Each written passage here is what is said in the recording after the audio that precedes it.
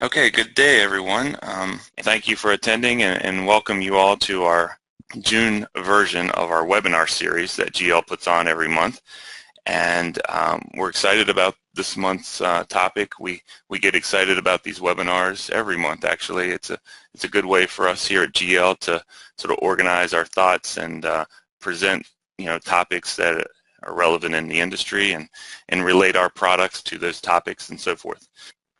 This month, we're talking about emergency services, we're in that industry.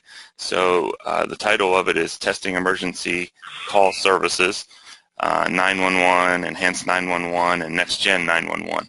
So we're going to be talking about a variety of things from CAMA trunks to new 911 services, mobile location services, and next-gen services and so forth. So we're going to go in a lot of directions here. We've got a lot of material to cover, and we'll try to get through it. And if we don't, we will maybe have another webinar in the future on some of the things that we haven't covered. So I'm joined. My name, by the way, my name is Matt. I'm joined by my colleagues Vijay and Sanjeev.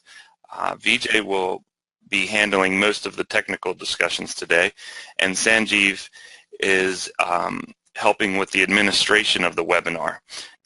If you are not familiar with GL, I'll give you just a very quick overview. We're located in the United States. We're in Gaithersburg, Maryland. That's our headquarters. We were founded in 1986, so we're a very well-established company here. We do a lot of things here at GL, a lot of exciting things. We are involved in engineering consulting services for local, state governments and federal governments, as well as the main bulk of our company here is with test and measurement equipment. So we have been providing commercially available, in-house grown hardware, software, test and measurement equipment for a very long time, since the early 90s. And we have a variety of products in that whole arena. They span in the wireless industry, voice over IP, legacy, TDM, two-wire, and so forth. Our sort of claim to fame on all of our products is we are PC-based, so very easy to use our products. The interface is very friendly, and it's portable usually, and it's very cost effective. So if you haven't been familiar with GL, that's a little bit about who we are. So to get started into our webinar today, we just thought we would throw up a little bit on the background screen here, and these are just a few thoughts to consider as we get started here about this subject. And they may seem a little random on the thoughts, but all of these are notes that we thought in this industry should know and consider. Obviously, one thing that we all know is rapid emergency services are essential, and that's been mandated here by 2021. 80% of the time, we need to be able to locate these callers within 50 meters. So some of the new technology is very well on its way to doing that. Some of it's already able to do that, but that has been mandated. FCC has mandated it. A couple other notes here. Traditionally, landline phones, if you go back years, landline phones were predominantly used, and the location was a fixed location. So database lookup was very easily done. Your address was in there, and that was how it was done. Nowadays, as we all know, mobile phones are taking over, even in the business locations, business office buildings, and so forth. VoIP phone service has taken over. So challenges with all of that need to be addressed and are being addressed.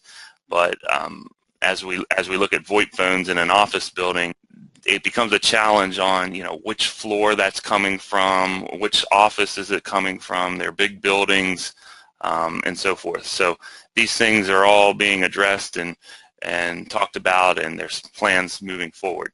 And GL is involved in trying to understand all of that technology and testing for that technology.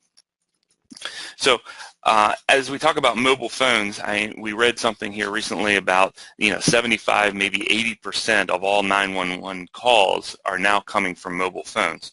So this provides a challenge on where the location of these phones are. I mean, it's very variable in that sense. You're mobile, and you're in a building, you're outside, and so forth. So these technologies with GPS within the phone, cell tower location technologies, even Wi-Fi hotspots are being used. So these are the types of topics that we're going to get into. And when you look at TTY and TDD, or relay for the deaf, so hearing impaired provisions are part of emergency services, and they need to be considered as things move forward, and that kind of leads into the text to 911 becoming available. So as mobile phones are predominantly used, texting to 911 is becoming available. Very important. And as I mentioned, almost all mobile phones have GPS, so that location can now be transported to the PSAPs, so that the emergency services person is now able to know exactly, pops up right away where that person is, where that caller is. And so those technologies are changing. I think VJ is going to jump in here in a minute and talk to you a little bit how those things have been evolving and changing. And I will let him take over here in just a second. One thing that I wanted to mention right before we hand off to VJ is an example of recent news that probably you've heard about. Apple made some announcement here in mid-June that with their new iOS 12, they are going to be teaming up with a company to try to provide this location and emergency services contact information for their users, for their phones. And they've got they have a location service called, they call it Hello, I think, HELO, and that is, they use a variety of methods, GPS and Wi-Fi hotspots and cell tower technology to locate that phone. But then all of that is being transported, what we call over the top, to the PSAP in a nice, neat little package there. So this is going to allow responders to very quickly know where you are and have a lot more information about the caller, the person in trouble. Their contact information, maybe their emergency contact people to call on behalf of you, and so forth. So a lot of things, you can dream up what that would be, but all that information will be available quickly to the responders. So that was just an example of some recent news. I think that just happened in mid-June here. You probably heard that. So at this point, I think I'm going to hand over to VJ and allow him to take over, and he will get into some of the 911 landscape. Well, first of all, thank you, Matt, for that very good introduction, and welcome everybody. I've done a few of these, but I think I may be rambling on. Matt's going to try to control me here. But first, I think one of the things that you may have noticed is that this 911 emergency services arena technology has a lot of acronyms associated with it. And let's start off with one of the most basic acronyms, which is really very confusing. It was confusing to me when I was a young engineer. It's called CAMA, C-A-M-A. The first question, that comes to mind with any new engineers that are in the telecommunications is, what does CAMA mean exactly? And it is always used in the sense along with 911 emergency services. But actually the acronym means Centralized Automatic Message Accounting. And it was really an old legacy technology that AT&T had introduced for billing purposes for when they provided enterprises with PBX services. So they did not only did they provide the telephone service for an enterprise, but they also provided the billing for it. And they had invented this this way of providing the the number of the phone and the billing information, the minutes, etc., for that phone. So this was it was called CAMA, Centralized Automatic Messaging. But however, that technique of sending caller ID information or calling number information along with additional information was very valuable and was adopted for 911 services. And so that's why the term is stuck. It's a two-wire analog trunk, and that's another area where a lot of confusion arises, but I'll get into that in a few minutes. So the word CAMA is, although it means, has this acronym, it really has to do with the method of transmitting information about the caller identity, the calling number, and information about that, which can be used, as Matt had mentioned, by looking that number up in a database. You can get the street address. You can cross-reference the street address. So that's a very useful methodology that was adopted from this CAMA protocol, that very simple protocol that used essentially dual tone multi-frequency or MF frequency tones to transmit caller number, the calling number rather. Okay, and here's another term, selective router, that is used in the legacy 911 world, which is still very much in play here.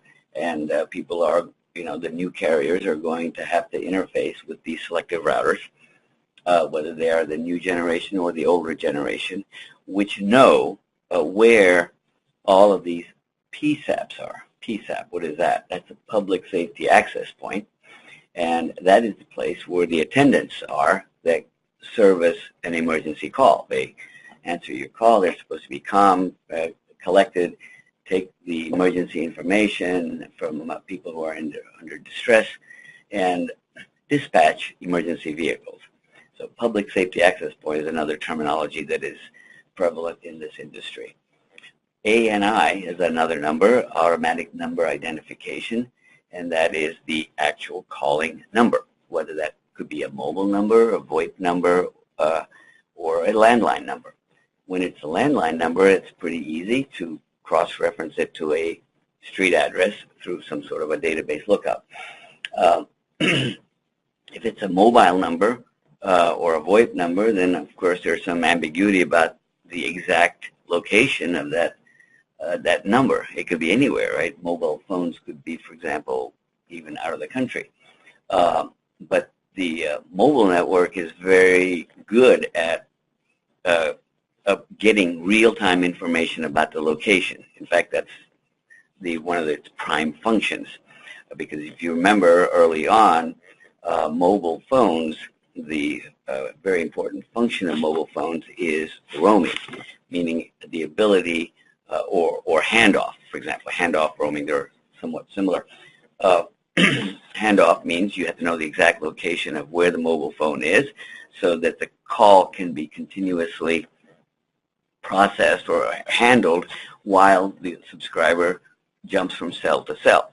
Similarly, if he's roaming in a separate carrier space, he needs to be located and the call needs to be routed appropriately to reach his location. So the mobile industry is very good at locating in real time the exact location of a mobile user. Similarly, in the VoIP world, a VoIP technology can also track a user by the processes of proxy registration and so on.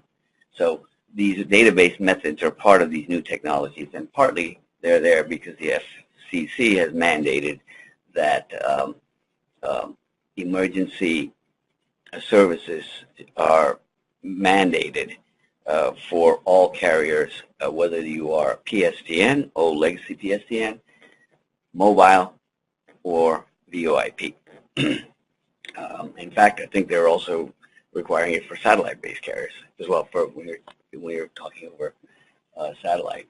Okay, so that's some terminology that, excuse me, that keeps coming up that you need to get familiar with.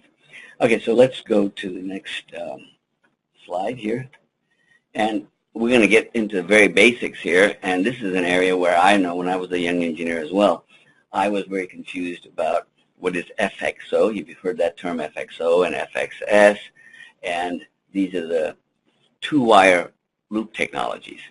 So a normal subscriber, I've drawn a little for you electrical engineers who are interested in exactly how things are implemented. A telephone is connected to a central office through what is called a local loop. So that's tip and ring. And usually the phone is powered by minus 48 volts so that you don't have to worry about losing power in your home. You still have telephone service. So this same technology, this two-wire loop start technology, was used for emergency services. And in fact, it's called a CAMA trunk. And so a CAMA trunk is what is used, and it uses a form of loop, two-wire loop start technology. But however, there are some differences.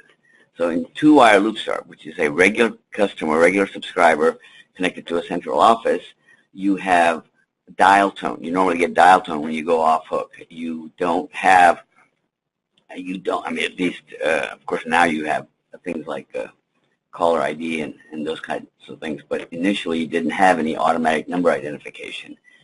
You also don't have something called answer supervision. And what is answer supervision? Answer supervision is when you make a phone call on a standard landline, if you're familiar with old landlines, if you still have them, you make a call to your destination. You don't really know automatically unless you get an audible response from the person who picks up whether the call has been completed or not. And so that makes it tough for automatic machines to understand when a call has been completed.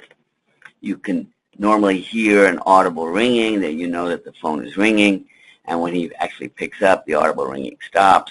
So that's sort of, you kind of infer that the call has been completed. So that's what we call answer supervision. So under a normal two-wire loop start, there is no answer supervision. And there's something called a wink in the telephone world, whereby it's an indication from one end to send digits, and that's called a wink. That's sort of a process by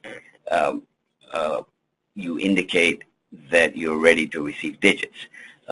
Normally, on a two-wire loop, you get the dial tone, which is your indication. It's an audible indication for you to send digits.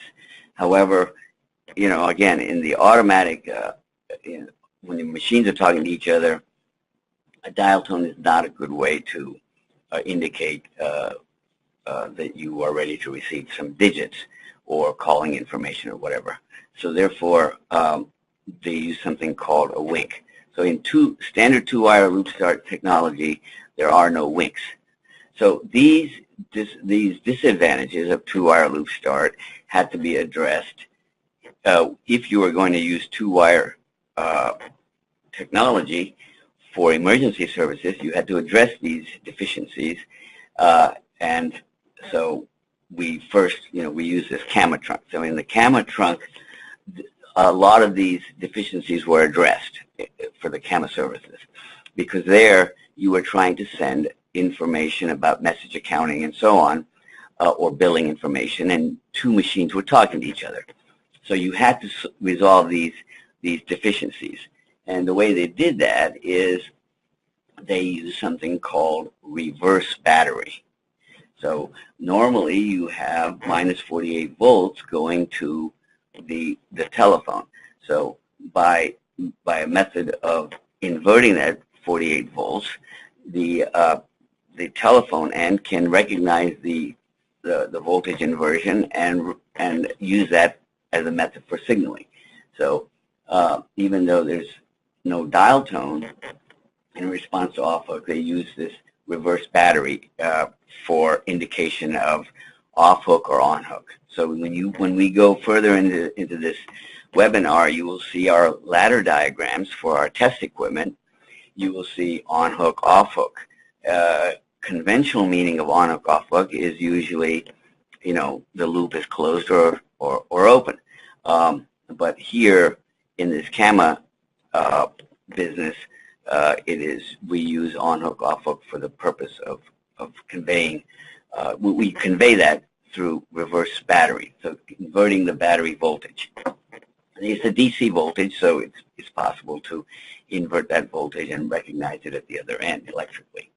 So we use that for not only for on-hook, off-hook, but also for answer supervision. So that means that when we when we do the reverse battery, it's an indication of, for example, off-hook or on-hook, depending on what you want it to transmit.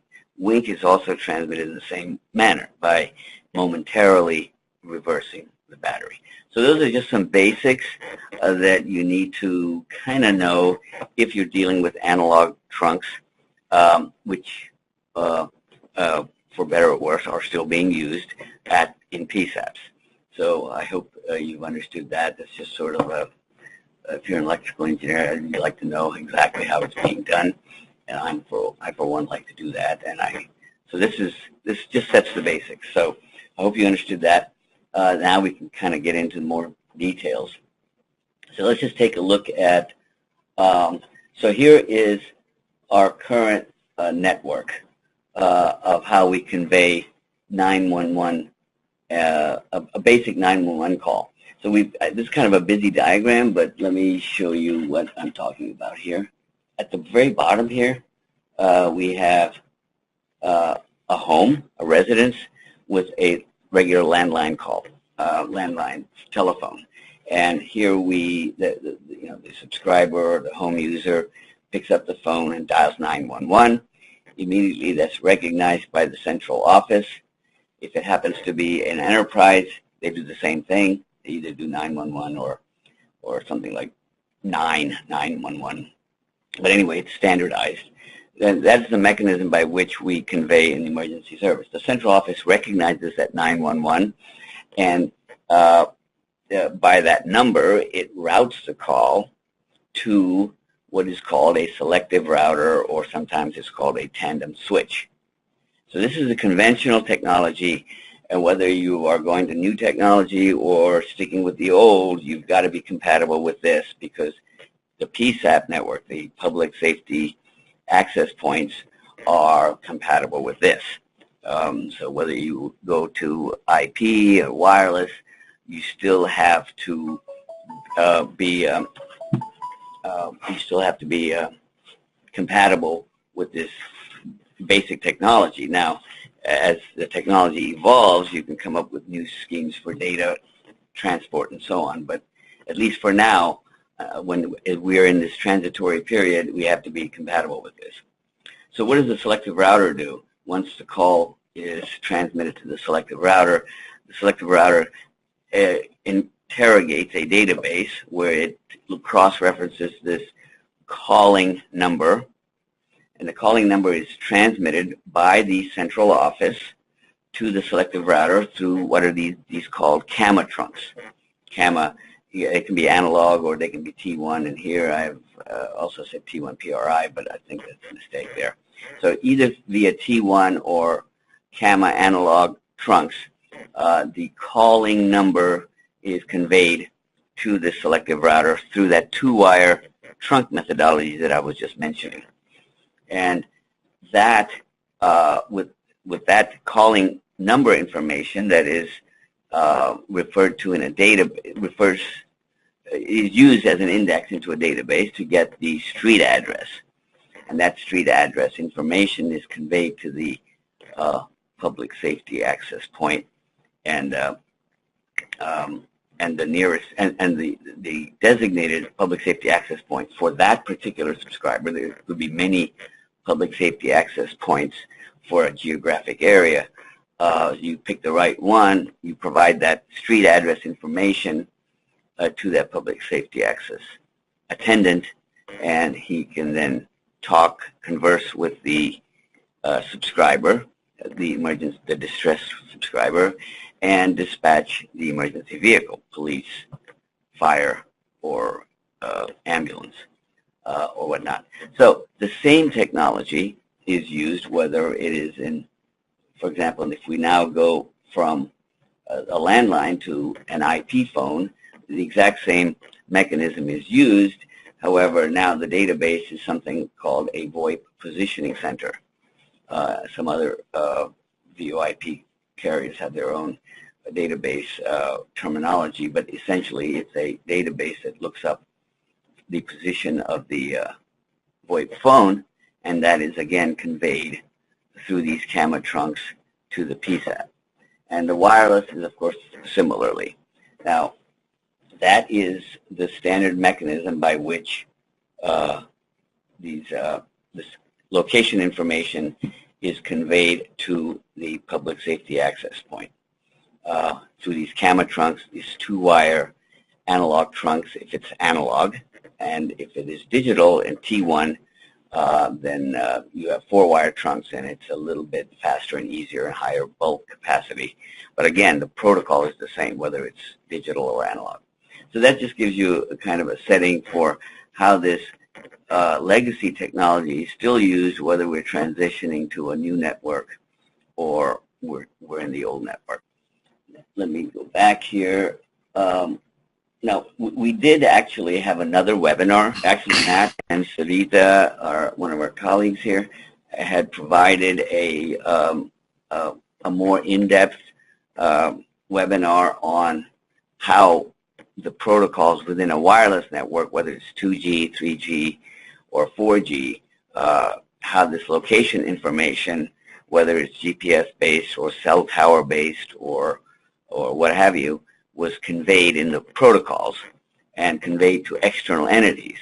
That external entity could be, for example, a PSAP. And that actually gets into a lot greater detail about how it's done exactly, what the protocols are for conveying this location information in real time for wireless networks. It's a tougher task, of course, in wireless networks. And that's what this diagram here is. It just shows you essentially a 2G network there, but it's applicable for 3G and 4G, and it's a much more complicated set of protocols. But they do try to provide real-time dynamic location information, not only for the purpose of managing their own wireless network, of course, because for handoff and for roaming and so on, but also to external entities like PSAPs for location identification for emergency services. Okay, so I suggest that you probably go listen to that to get a better flavor for the protocols that are involved in the wireless network for conveying this information. But as I said, the wireless network is very well equipped to provide real-time, second-by-second location information to external entities. And of course, for that purpose, if it is that dynamic, it does need to be those protocols are pretty powerful or interactive and dynamic. Okay, let's see here. Now, having said all this, I think this next generation technology has to do with essentially getting this location information. There's a standards body called, or standard specification called NENA I3, a National Emergency Authority or Administration that has promulgated these standards, and they are addressing this next generation emergency services where it can be multimedia information can be conveyed, like, for example, text and even video and instant messaging and voice, as well as other forms of media, can be conveyed from a subscriber to the PSAP. Now, this is, of course, is something that has been promulgated, standardized, and carriers and PSAP providers and equipment providers are in the process of implementing this solution, and it's got a long way to go. And Matt talked about other methods that that over-the-top, perhaps, or direct handset manufacturers are doing which may or may not be compatible with these NENA standards, but I think they are trying to be compatible. So this is what's happening in the next generation 911. Again, the location information conveyed from wireless or landline networks via SIP, Session Initiation Protocol. And we use the text-based information in multimedia, RTP voice, and so on, ways of conveying this. Of course, you always want to be able to talk to the attendant, so voice is always a necessity, but with these, for people who are hearing impaired, texting is important, and there are protocols like we'll talk about later, MSRP and so on, instant messaging and texting, that are identified in this standard that permit you to go to the next generation and provide alternative means other than just voice to convey emergency information. Okay. All right. All right. So now let's talk a little bit about what GL, having established that terminology and general idea about what's going on in the emergency services business. Let's talk a little bit about what kinds of testing requirements there are, considering that we want to be able to either test next generation services or legacy services, whether you want to test the PSAP end of it or the selective router end of it. We want to be able to emulate T1 CAMA trunks, for example. So T1 is a very common legacy TDM technology that can convey the same information according to the protocol that I kind of described to you earlier, that provides this automatic number identification, which is the caller information that can be used for a database lookup and get the street address.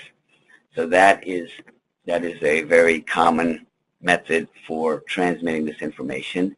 The protocol is well established, and our equipment, our T1 equipment or E1 equipment, can easily emulate that in bulk.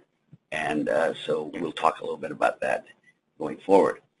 You also want to be able to emulate the analog PSAP trunk, either in bulk or in as an individual trunk. And so both of those features are also provided with some of our test equipment. And it provides the signaling analysis, the digit analysis that is part of that CAMA trunk. And we do kind of do that with the easy to set up GUI or with CLI commands and so on. Okay. So, I mean, again, this is a repetition here, but our equipment, our T1 analog or channel bank technology can provide you this protocol emulation with this full protocol emulation with our test equipment, as well as we'll talk a little bit later about the next generation stuff.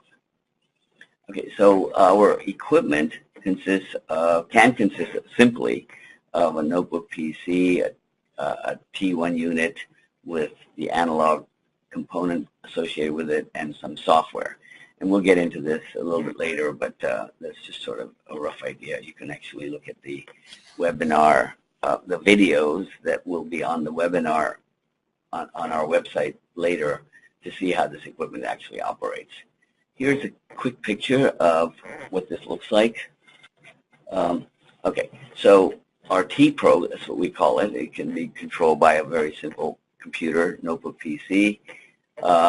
It can generate up to 24 CAMA trunks and provide that CAMA protocol emulation and talk directly to a selective router. So in this method, we can test the selective router or the gateway, for example. Let's assume that the selective router is actually a gateway which interfaces to legacy T1 CAMA, but on the other side, it's a PSAP that is the next generation, like a SIP PSAP, for example, that I showed you in an earlier picture.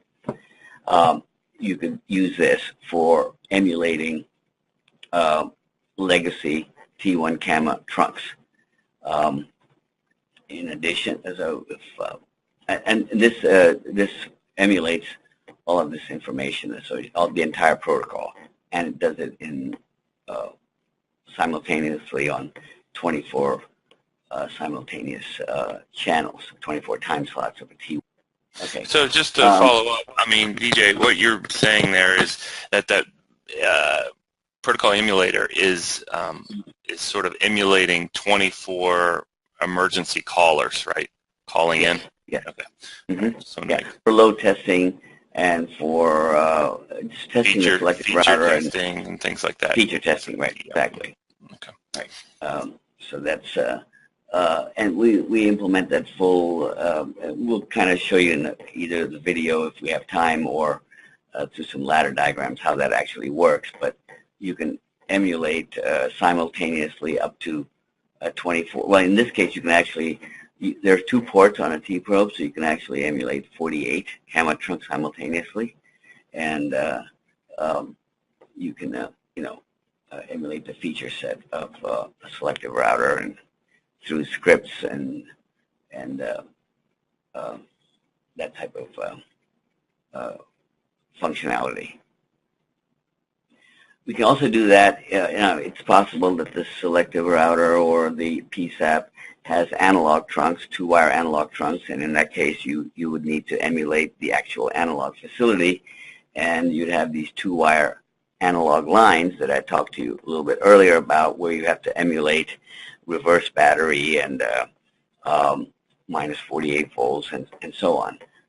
You have to emulate the actual analog capability, and we use a channel bank to convert T1 to the 24 individual analog 2-wire trunks, and thereby we can essentially duplicate in the analog world what's happening in the digital world on a T1 line. So that's one method of testing analog. I hope that's clear. We can also test individually.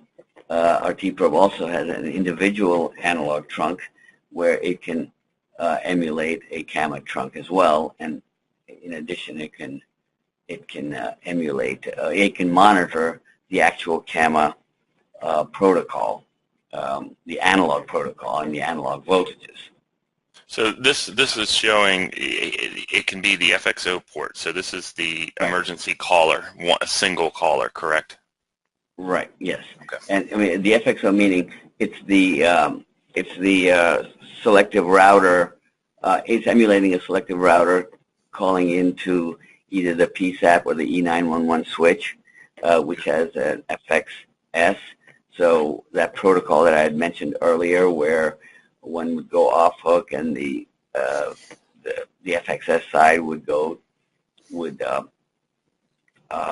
provide a wink, and then you transmit caller identity information, which could then be used for a database lookup to get the street address and so on. So all of that protocol, that precise protocol for conveying that information, can be tested on a single analog port using just the T-probe if you didn't want to go about procuring the channel bank and all of that. Does that answer your question, Matt? Yes, that's. I'm going to make sure. Yeah. Okay. Now, of course, you could do that. I think we also talked about many times. We don't get down to the analog level, and everything is handled digitally, although it's not necessarily the case. But when it is purely digital, then the protocol it transpires over the T1, and the CAMA protocol is easily emulated simultaneously on 24 or 48 trunks. And you can emulate this and use it for load testing and those types of things. Okay. All right. Now, the other thing that is happening on analog, when you're doing analog, anything analog, you need to make sure that, remember I mentioned that an analog trunk, we're talking about continuous signals there, and we need to be able to, I'm sorry, this is what I wanted to show you. Monitoring of CAMA-type trunks over the analog facility. If there's an analog facility, we are monitoring the 2-wire analog line, and we're connecting directly to the 2-wire facility, which has minus 48 volts and is carrying that information out in actual multi-frequency tones, and we're able to monitor the voltages because many times there could be problems with the actual analog facility and the quality of the analog facility, the voltages, and the diagnostics. So one of the things that our RT probe does is it gets down to that level of detail where you can actually, through high impedance, monitor the actual analog facility. And it will provide you voltages and decode the tones and so on. And here's a typical output of our call monitoring process, where we're monitoring both directions of a CAMA trunk. Here, if you want to go through this thing in detail, this is idle. This really means that where neither side is off hook, and when one side, the FXO side, for example, goes off hook, that means that we are, as I mentioned, this off hook, on hook is conveyed via reverse battery. Here, since it's the FXO side, we're basically going off hook, and this wink is what is used for reverse battery. That's why the term RB is here. And the wink is usually a short duration, about a couple of hundred milliseconds, that conveys that the actual calling number, it can be conveyed. So this is a protocol. There's two machines talking to each other. The information has to be conveyed, has to be signaled, and has to be conveyed, and then this ringback tone is sort of an indication to the caller. Actually, behind this FXO line is the actual caller, the distressed caller, so he can hear this ringback tone and know that the actual attendant is being signaled, and as soon as that person picks up, you get the off-hook indication, and you have a voice path.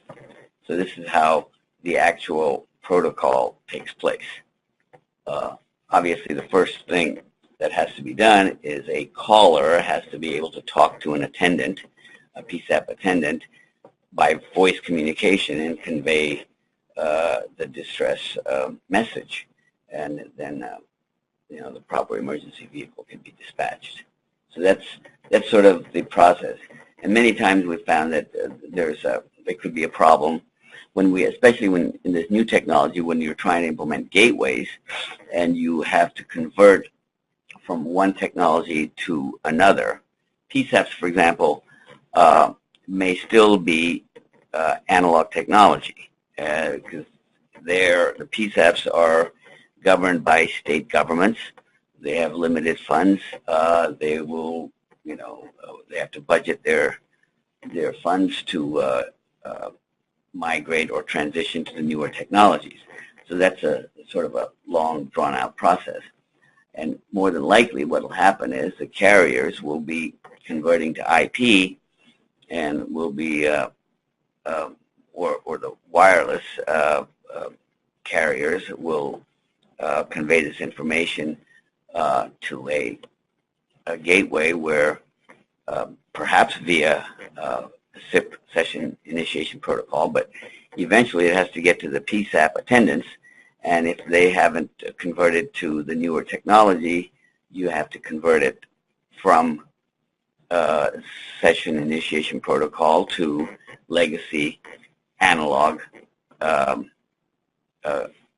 technology. And there,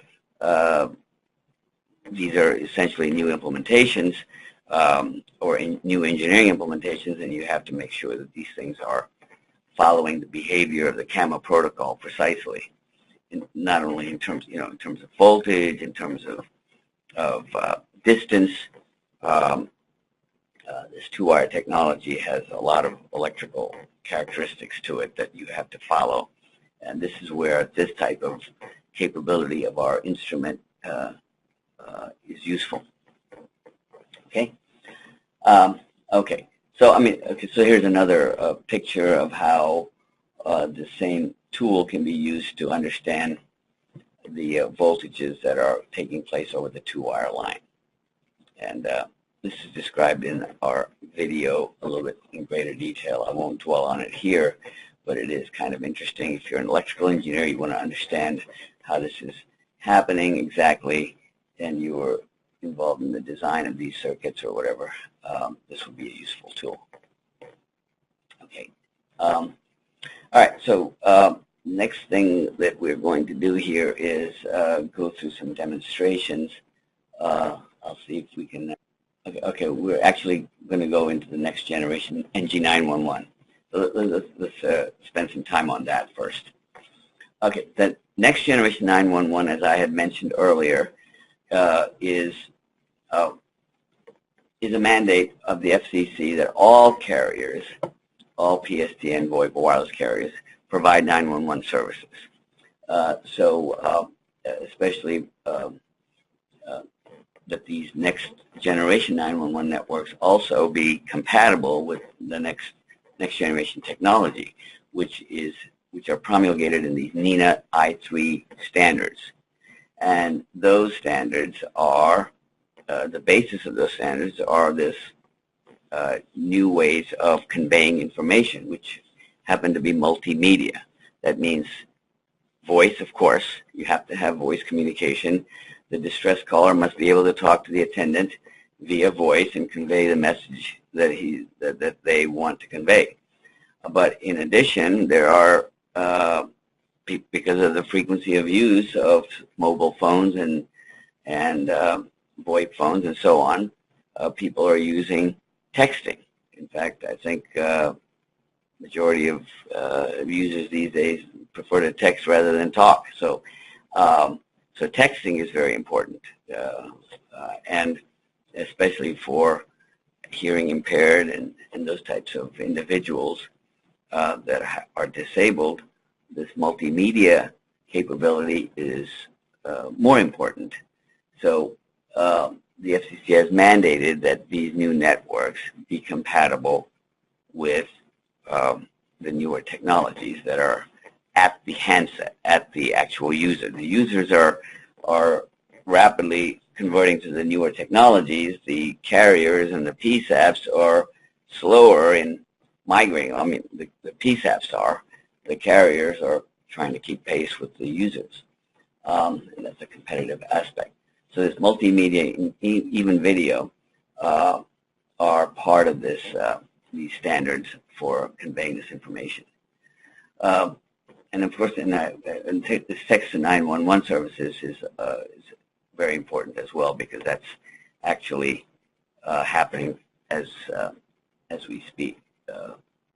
What I understand is that the FCC has said that any area, any subscriber that requests text to 911 services for their region, the PSAP vendor must comply with that within 6 months. That was the wording that I read from the FCC. So these are all certain mandates that pushing the technology into the 911 space.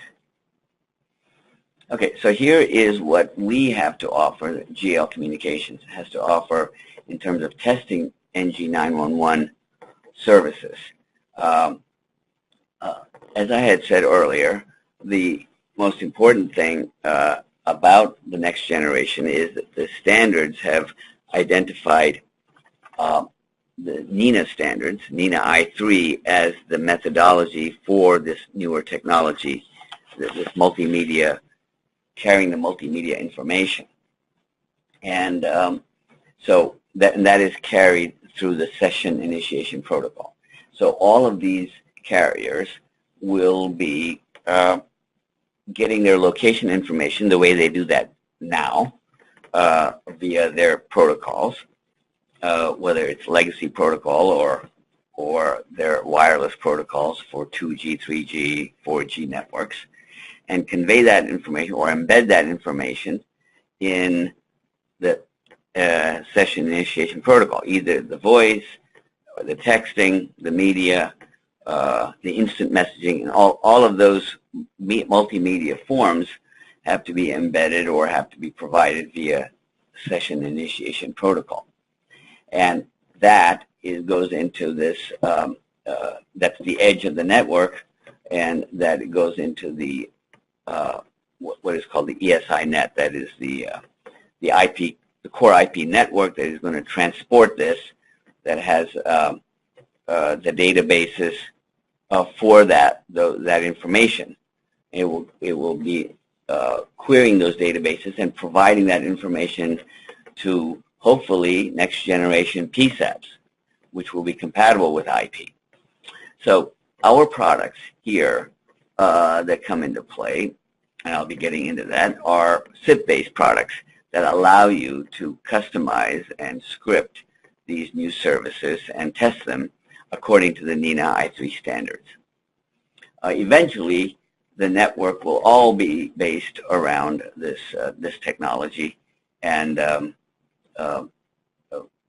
you won't have to deal with the two-wire technology, the legacy technology of conveying only calling number. You'll be able to convey information more than just calling number. You'll be able to convey additional information about the distressed end user, which could be, a variety of pieces of information, not just the actual location, but it could be information about the caller himself, about emergency addresses, and not only his exact location, but his additional information that will help the call taker to make a more informed decision about dispatching emergency services. Okay. So here are some of the requirements. I'm not going to go into this too detailed. We have some videos, short videos that will get into this a little bit more. But essentially what we're talking about is being able to test voice quality, test SMS instant messaging, test this texting or instant messaging, MSRP, for example. Second bullet is the instant messaging capability that, or texting capability that is already part of our suite of protocols, and that's the protocol that is being promulgated by the standards bodies to convey text information. We can also, of course, as you know, VoIP networks or wireless networks are based around different voice codecs. Some of them are higher quality codecs, like, for example, AMR wideband. Some of them are lower quality, narrow band, and there's also discussions about super wideband. So testing the performance of these networks, the voice quality performance, and so on are also part of our test suite. And to actually test the protocol, any machine-to-machine communications is very protocol intensive, and they have to go through a very precise state machine. And so what our tools allow you to do is to exercise that state machine so that it is error-free, and that it is validated, and that it conforms to the protocol specification. So our tools in this arena, SIP arena, allow you to customize or do conformance testing. So that's what we're trying to say here. And we can do that either through GUI-based techniques or API techniques. And that's what we're saying here. Finally, the speech quality, I think I mentioned that earlier. When there, of course, quality of communication between a distressed user and an attendant is probably very important to try to get the exact message across. And the better the voice quality, the better the communications is. Okay. So again, this is just a reiteration of what I said earlier. Our MAPS, we're using the special term here, MAPS, M-A-P-S, the trademark name of ours. It stands for Message Automation Protocol Simulation. Mouthful, but it means that it's our platform for emulating protocols, precisely the state machine. That's the platform that we use for a variety of protocols, including Session Initiation Protocol, SIP. And there we're using that to emulate NG 911 services, whether they be voice, instant messaging, texting, or any other form of media. And we're able to use that platform to do the protocol conformance or load testing or feature testing. Here's a typical IM simulation, instant messaging simulation with, I think, the protocol that I had mentioned, which is MSRP, which is part of our session initiation protocol.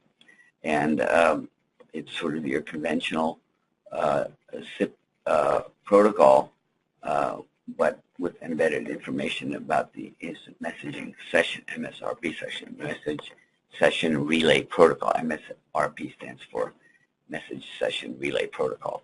So that's as part of our SIP suite of protocol support. Here's the actual implementation of that with our own GUI.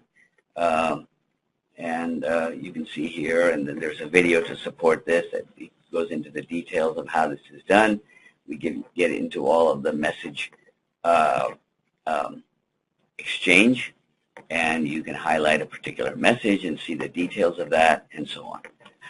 IM only call generation. This is, again, instant messaging, MSRP. Okay, so Matt, do you want to take over here? What we'll do here is I will quickly go through just a couple slides just to give a flavor for what we're doing. But we're introducing something here which we've had for a while, but I'm introducing it in this webinar. What we're calling it is Net Surveyor Web. And as Vijay was mentioning, we have these products called maps to emulate and simulate many users in the IP SIP world, and so forth. We also have a product called Packet Scan, which is a sort of non-intrusive monitor product that is monitoring all of this communication, all of these protocols, and can give you very detailed look into the protocol sequences, the message decodes, as well as provide voice quality statistics on the RTP packets that are being used in the VoIP world. So all of that sort of monitoring information can be fed into this other product that GL has called Net Surveyor Web. And I won't get into all the little things here, but I've kind of explained it to you. But Net Surveyor Web is essentially a database of information that these monitoring points throughout your network would be feeding. Okay, so this database is sitting there, and maybe you've got 2 or 3 monitoring points in your network. So those monitoring points are going to be sending all of the information that they're seeing at that location, at that point in the network, back to a database, and that database is storing it all.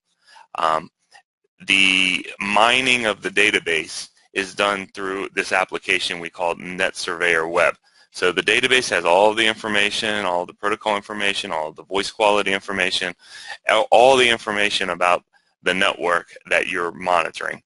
And this Net Surveyor Web interface is allowing you as a user to look into that database and pull out all of the information you want to see and organize it nicely, put it on the screen, create reports, create graphs, create logs, and things of that nature.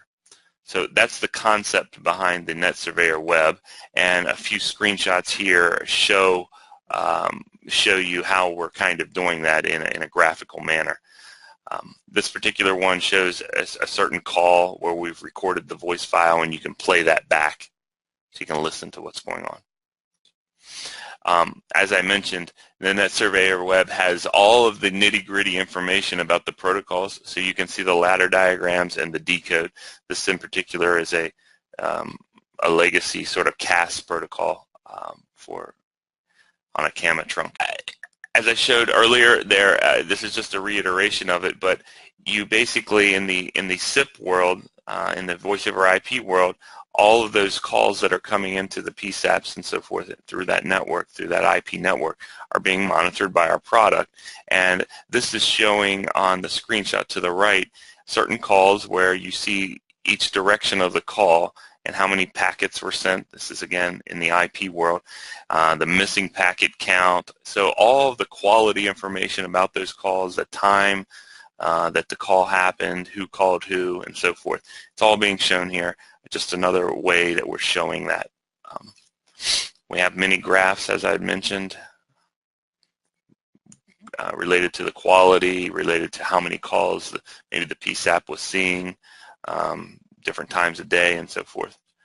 And one other mention that I'll say about this Net Surveyor Web, it has the ability to notify you as maybe the network administrator or the technician of the network when events happen, so events of interest. You can set up triggers, we'll say, when certain things happen. Let's say your voice quality drops below a certain threshold, or you receive an abnormal amount of 911 calls in a certain duration. So for 5 minutes you receive a huge spike in the number of callers calling in. These types of conditions can be defined, and the Net Surveyor Web can alert you through different means, through emails, through text messages, through audible alarms and visual alarms. So you can set up these scenarios where they can be sort of admin related things where maybe over a 24-hour period if my voice quality was low, or they can be very real time in the sense that over the last 5 minutes I've received 50% or 100% more calls than on average that I receive in 5 minutes. So those types of scenarios, you can sort of dream those up, and this product, this Net Surveyor Web, can alert you as a user of the system.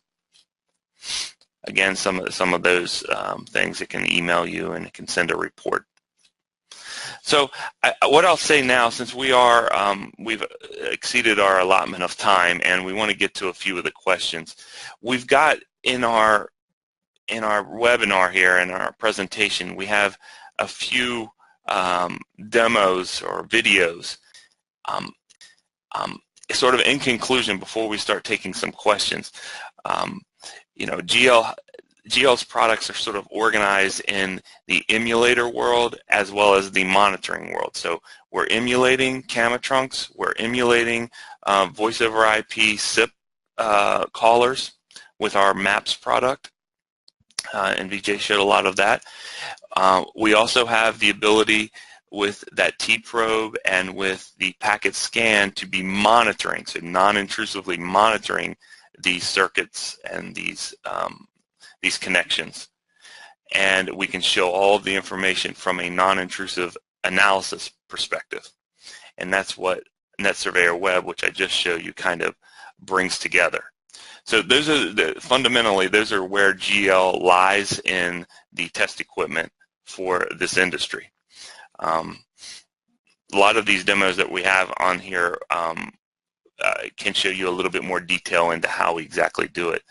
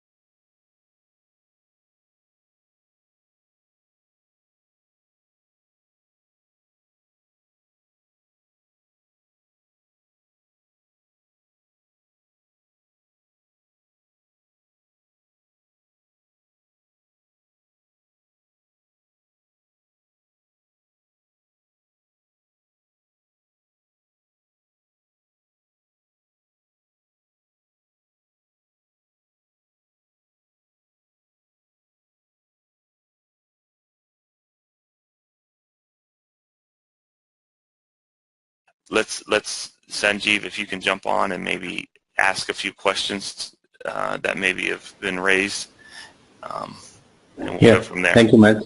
Yeah, sure. We have questions raised by few customers. I was asking who controls or owns the selective router?